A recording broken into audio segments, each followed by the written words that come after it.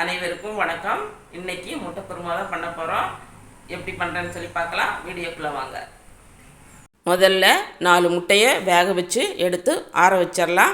இப்போ ஒரு வடைச்சட்டி வச்சு எண்ணெய் ஊற்றி ஒரு 5-6 முந்திரி கூடையே 2 கீத்து தேங்காயை பொடிசாக கட் பண்ணி சேர்த்துக்கிட்டு ஒரு ஸ்பூன் குருமிளகும் ஒரு ஸ்பூன் சீரகம் சேர்த்து நல்லா அந்த எண்ணெயிலேயே நல்லா வறுத்தெடுத்து ஒரு பிளேட்டில் ஆற விட்டுட்டு அதே எண்ணெயில் 2 தக்காளியை பொடிசாக கட் பண்ணி சேர்த்து நல்லா வதக்கி இன்னொரு பிளேட்டில் வச்சுட்டு அதே வடைச்சட்டியில் எண்ணெய் ஊற்றி கொஞ்சம் குருமிளகு தூள் சுற்றி போட்டு விட்டுட்டு நம்ம வேக வச்சு 2ஆக கட் பண்ண முட்டையை சேர்த்து 2 பக்கமும் நல்லா வறுத்தெடுத்து வச்சுக்கலாம்.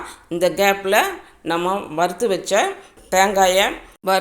தேங்காய் முந்திரி குருமிளகு சீரகத்தில் அரைச்சிட்டு கூடயே 2 தக்காளி வேக வச்சதையும் வதக்கி வச்சதையும் சேர்த்து அரைச்சி எடுத்து வச்சுக்கலாம். இப்போ முட்டையெல்லாம் 2 பக்கம் பெரட்டி போட்டு எடுத்து வச்சுட்டு அதே வடைச்சட்டியில் இன்னும் கொஞ்சம் எண்ணெய் ஊற்றி சோம்பு பட்டை கிராம்பு ஒரு பிரிஞ்சி இலையும் சேர்த்து நல்லா வதக்கி விட்டுட்டு ஒரு பெரிய வெங்காயத்தை பொடிசாக கட் பண்ணியிருக்கேன் சேர்த்து அது கூட கருவேப்பிலை தலையும் சேர்த்து நல்லா வதக்கி எடுத்துட்டு நம்ம அரைச்சி வச்சோம் மசாலாவை ஊற்றி நல்லா பெரட்டி விட்டுட்டு அது கூட 1/2 ஸ்பூன் மஞ்சத்தூள் 1 ஸ்பூன் மிளகாத்தூள் 2 ஸ்பூன் மல்லித்தூள் 1/2 ஸ்பூனு சீரகத்தூள் 1/2 ஸ்பூனு கரம் மசாலா 1/2 ஸ்பூன் கலருக்காக காஷ்மீர் சில்லி இத்தனையும் சேர்த்து நல்லா மிக்ஸ் பண்ணி விட்டுட்டு தேவையான அளவு உப்பையும் சேர்த்து மிக்ஸ் பண்ணி விட்டுட்டு நல்லா கொதி வரும்போது வேக வச்ச முட்டையை சேர்த்து ஒரு பெரட்டிட்டு மல்லித்தலையை தூவி இறக்குனோம்னா சுவையான சூப்பரான முட்டை குருமா ரெடி. இது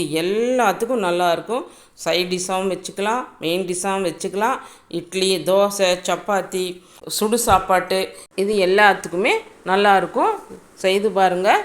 இந்த வீடியோ பிடிச்சிருந்துன்னா மறக்காமல் லைக் பண்ணுங்கள், சப்ஸ்கிரைப் பண்ணுங்கள், ஷேர் பண்ணுங்கள், கமெண்ட் பண்ணுங்கள். வாழ்க வளத்துடன் நலத்துடன்.